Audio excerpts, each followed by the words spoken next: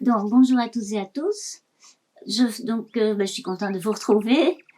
Et donc voilà, ce que je voulais vous parler maintenant, c'est qu'en fait, il y a tellement de choses à dire, tellement de choses à vous faire partager, et tout s'accélère. Donc en fait, quelque part, il y a comme un besoin de vous faire partager plein de choses, mais ça doit être spontané, rapide, parce que ça va très vite, très vite. Donc voilà ce que je voulais vous dire. Je voulais vous rappeler aussi que donc il y a une trentaine, que je vous avais dit donc que j'ai plus de 30 ans, pendant plus de 30 ans, donc j'ai fait des recherches au niveau des thérapies, des soins, des méthodes de santé, donc suivant les médecines naturelles et les médecines holistiques. C'est-à-dire donc ils travaillent sur la globalité de l'être, c'est ça qui m'intéresse beaucoup. Donc en fait, ça se travaille donc sur l'ensemble, sur tous les plans. Donc c'est pas uniquement le plan physique, c'est aussi le plan émotionnel, le plan mental, le plan de l'esprit. Donc tout ça, ça fait un tout. Et c'est ça qui m'intéresse beaucoup.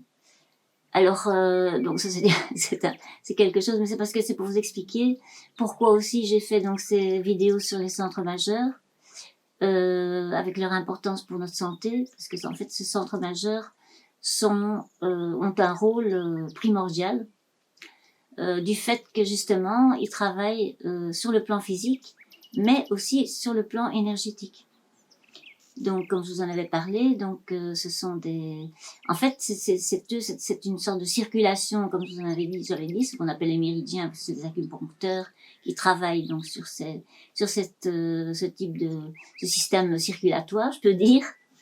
C'est un système circulatoire donc dans les centres majeurs, c'est là que ça se passe, c'est-à-dire ce sont des entrecroisements importants, ces centres majeurs, et donc c'est là que la lumière solaire, donc la lumière solaire et son énergie, circulent dans ces canaux-là. Donc c'est très important que cette lumière solaire puisse passer et puisse circuler au mieux, le plus harmonieusement possible. Autrement, ça peut créer des gros problèmes de santé, de blocage physique, santé mentale, santé émotionnelle, enfin à tous les niveaux. Donc c'est ce que j'avais déjà expliqué. Alors, à savoir aussi que la lumière solaire, donc, a une action. Le manque de lumière peut provoquer donc déjà des troubles du sommeil, de l'humeur, mais aussi des problèmes au niveau cardiovasculaire, aussi des problèmes au niveau des hormones, donc de certaines hormones qui sont sécrétées donc par les glandes endocrines, et donc qui sont aussi essentielles pour notre santé. Et aussi, je vais en venir aussi à nos capacités cognitives, ce qu'on appelle les capacités cognitives. Et les capacités cognitives concernent donc l'activité du cerveau, l'activité cérébrale, donc dont la mémoire. Donc donc il y a la mémoire, il y a le raisonnement, la faculté de raisonnement, la faculté de réflexion, la faculté de jugement. Alors aussi notre faculté de bon sens, justement, de bon sens, de jugement, de discernement. Enfin, tout ça fait partie donc de ces facultés cognitives. Et donc, le manque de lumière peut provoquer aussi des blocages et des déséquilibres par rapport à ça. Alors, j'en viens justement à ce que je veux dire, parce que c'est pour ça que j'en parle, parce que je remarque que depuis quelque temps, de nombreuses personnes, ça a tendance à se développer et ça devient même presque inquiétant. De nombreuses personnes perdent ce sens, le bon sens, la logique. Il y a une perte à ce niveau-là. Et ça, c'est quelque chose qui est en plein développement. Donc c'est quand même assez inquiétant. Et donc c'est pour ça que je vous parlais de ça, parce que ces centres vitaux, donc fatalement, si la lumière ne circule pas bien dans tous ces points, et bien ça peut provoquer ce genre de problème.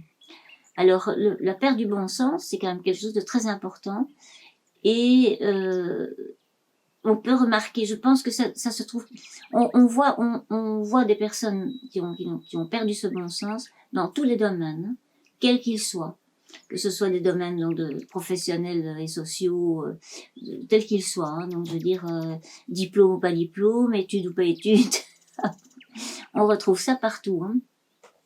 C'est général et ça se développe, voilà.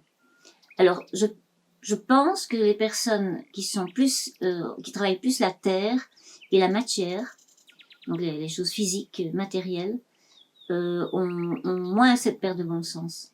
Ça se passe moins.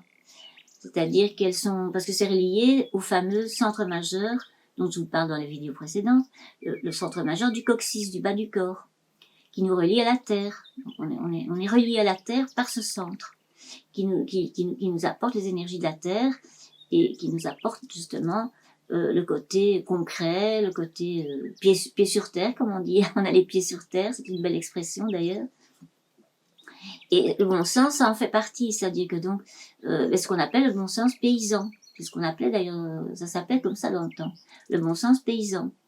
Et donc, c'est effectivement tous les agriculteurs, les cultivateurs, les éleveurs aussi, tous ceux qui travaillent, les jardiniers, enfin tous ceux qui travaillent dans le domaine, dans ces domaines-là, ben ont certainement, d'ailleurs ça j'ai déjà pu le remarquer aussi, ont un bon sens. Ils ont gardé quand même une part de bon sens. Ils sont beaucoup plus ancrés que par exemple des personnes qui travaillent dans les bureaux, qui sont dans l'informatique, qui sont complètement dans le mental total. Et là, fatalement, ça se ressent encore plus dans ces domaines-là, quoi.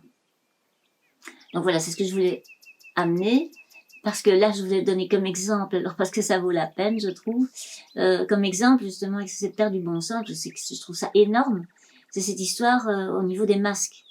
Donc, au niveau de ce problème de masque, mais ça, c'est même presque risible, tellement ça devient incroyable, c'est-à-dire il faut des jours, des semaines, des mois qu'on est occupé à discuter, faire des débats, demander l'avis des personnes, et vous, qu'est-ce que vous en pensez, et vous, et vous, et vous, et donc au plus on a des informations, d'ailleurs, au plus on est noyé, quoi, hein, de toute façon.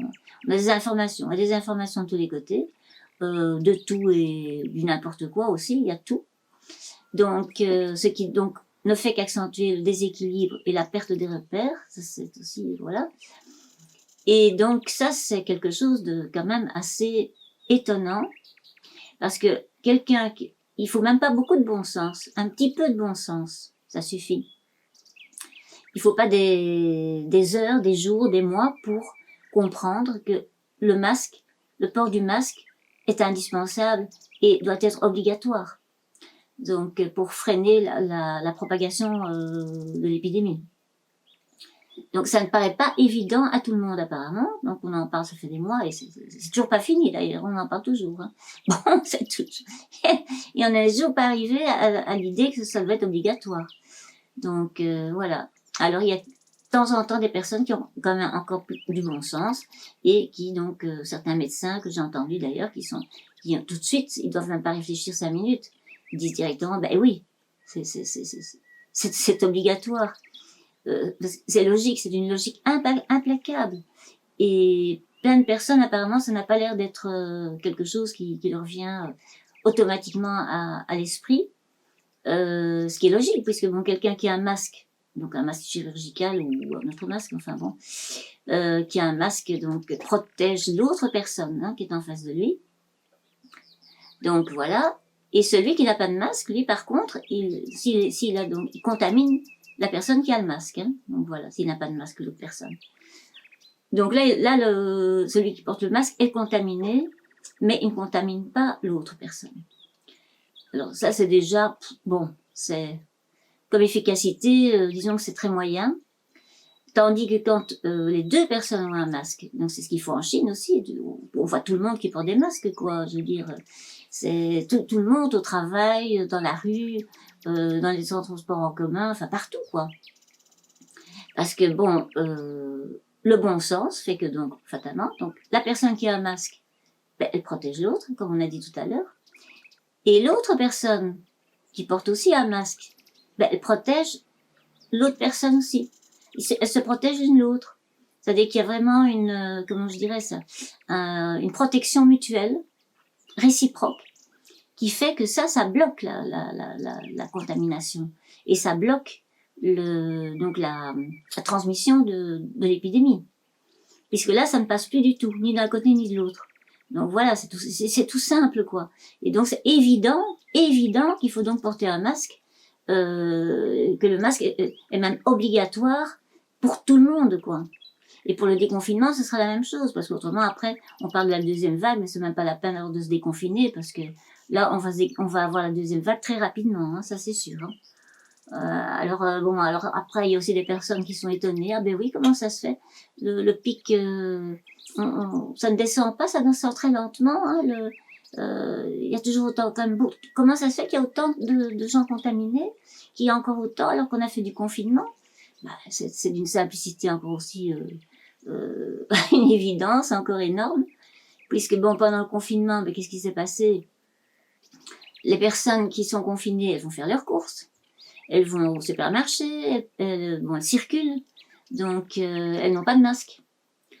Et donc voilà, donc c'est parti de ce côté-là, et aussi du côté des gens qui travaillent, parce qu'on oublie aussi que le confinement c'est bien joli, mais il y a plein de personnes qui travaillent, hein, donc qui ont des activités, qui prennent le transport en commun, etc., qui côtoient plein de personnes puisque sur leur lieu de travail. Et donc fatalement, si personne ne porte de masque, ben, fatalement, la contamination, elle va durer. Hein, ça peut encore durer longtemps, hein, je veux dire. Donc c'est sans fin, quoi. Hein, je veux dire, il y a tout le temps une source de contamination possible, quoi. Voilà. Alors ça aussi, il y a un médecin hier qui disait aussi, oui, ok, il y a aussi le fait dans le côté familial où il y a quelqu'un qui est contaminé, qui n'est pas mis en quarantaine, qui contamine les autres. Bon, il y a ça aussi, il y a aussi ce problème-là. Ça devrait aussi se faire naturellement et automatiquement. Hein. Donc voilà, enfin, soit. En fait, je voulais voilà un exemple de perte de bon sens, et voilà où ça peut mener, la perte de bon sens. Parce que justement, les circonstances, comment les gens réagissent, les décisions qui sont prises en dépit du bon sens. C'est bien ce qu'on dit, c'est une expression bien connue. On prend des décisions en dépit du bon sens. Ben, c'est ce qui se passe actuellement. Hein. Non, beaucoup de choses. Les décisions sont prises en dépit du bon sens. Donc voilà, c'est ça que je voulais simplement dire. C'est que il y a vraiment, c'est pour ça qu'il est grand temps, il est absolument important de redresser la barre, quoi, comme on dit. Hein. Donc réveillons-nous, quoi. Réveillons-nous. Autrement, il va y avoir des situations qui vont devenir très difficiles et c'est nous-mêmes qui les créons, quoi. C'est nous-mêmes qui créons ces situations. Et c'est pareil pour le système immunitaire. Donc alors là, c'est pour ça que je voudrais en parler. Alors je sais pas, je vais peut-être le faire dans la vidéo suivante parce que je sais pas où on en est au niveau du temps. J'ai pas regardé. Donc je vais peut-être le faire dans la vidéo suivante, ce sera peut-être mieux. Donc de vous parler justement de l'importance du système immunitaire. Hein. Ça c'est aussi, parce que ça on en entend parler nulle part non plus. Moi depuis le début de l'épidémie, je n'ai encore entendu que 2 personnes, hein, sur tout le nombre de gens de débat qu'il y a eu, qui ont effleuré l'idée du système immunitaire. Effleuré. C'était une journaliste qui était invitée à un débat et l'autre c'était un médecin, je crois, qui était invité aussi à un débat, au même débat d'ailleurs. Et donc ils en ont parlé, mais ils n'en ont même pas parlé, ils ont effleuré en disant oui, et il y a le système immunitaire. Et puis ça en est resté là. Plus personne n'a parlé de ça, on a embranché sur autre chose. Et donc voilà, c'est-à-dire que ça c'est moi je ne comprends pas, il y a des choses que je ne comprends pas du tout là. Comment est-il possible qu'on ne parle pas en cas d'épidémie et avant que l'épidémie, parce que c'était déjà avant qu'on devait le faire, quand on a senti que l'épidémie allait arriver. Et puis de toute façon, on a intérêt à faire ça tout le temps, à maintenir son système immunitaire en bon état, parce qu'il subit malgré tout de grosses pressions et il est en très mauvais état la plupart du temps chez la plupart des gens, parce qu'on ne s'en occupe pas. Et qu'on ne s'en occupe pas, le système immunitaire. Alors maintenant, on en parle depuis une dizaine de jours seulement. Hein, voilà. Alors, il y a certains médecins qui en parlent maintenant parce que c'est lié aux anticorps. Pour cette recherche d'immunité, ce qu'ils appellent l'immunité troupeau, là, bon, alors que comme ça on s'immuniserait, que l'épidémie s'arrêterait, enfin enfin voilà. Donc là on en parle un petit peu, mais on parle que des anticorps, hein, je n'entends que ça. Et personne ne parle qu'il faut travailler sur le système immunitaire, qu'il faut le renforcer, quoi. Que autrement, je veux dire, voilà, on va nouveau, la deuxième vague, elle va arriver et on sera toujours tout aussi, avec un système immunitaire aussi déficient, et donc ça va recommencer exactement pareil, quoi. Donc c'est pour ça que je mets les gens en garde, réveillez-vous. Je vais dire faire un petit coup de, un petit coup de gang. Voilà, le coup de gang. Voilà. Ça, c'est pour se réveiller. C'est pour se réveiller, parce que là, je veux dire, le gong est d'ailleurs un instrument sacré extraordinaire. Et aussi, c'est pour ça que le gong, c'est vraiment... Ça correspond totalement, parce que le gong symbolise le soleil, avec ses rayons qui rayonnent la chaleur, la lumière, et cette lumière donc qui nous entoure, qui circule en nous, qui éclaire notre conscience. Donc c'est très important. Et en fait, le gong, le bol, ici c'est un bol tibétain, le gong, le son du gong est un son avec une puissance extraordinaire. C'est un... Comment est-ce que je peux dire ça? C'est ce qu'on appelle, parce qu'en fait les fréquences, le potentiel de fréquence du son du gong, c'est en fait des fréquences sonores, et en fait un instrument unique. Parce que toute la gamme des fréquences sonores s'y retrouve. Le bol tibétain, c'est quelque chose, le gong en lui-même, c'est quelque chose de très, assez exceptionnel. Et donc ça réveille. Ça réveille ça réveille à tous les niveaux. Donc voilà, on fait encore un petit coup. Allez, on va encore refaire un petit coup. Voilà. Voilà. C'est un instrument très très très très beau. Voilà. Et qui est très très puissant. Bon, allez, maintenant on va passer au système immunitaire, dont je vous parlais. Là, on va se retrouver dans la vidéo suivante parce que ça va être trop long. Là, à très bientôt. À très bientôt. Prenez tous bien soin de vous, surtout et de vos proches. Et partagez ce message du cœur, à tous ceux que vous aimez. Voilà. Je vous en remercie d'avance. Et je vous fais je vous envoie plein d'arcs-en-ciel de lumière. Et je vous dis à très bientôt.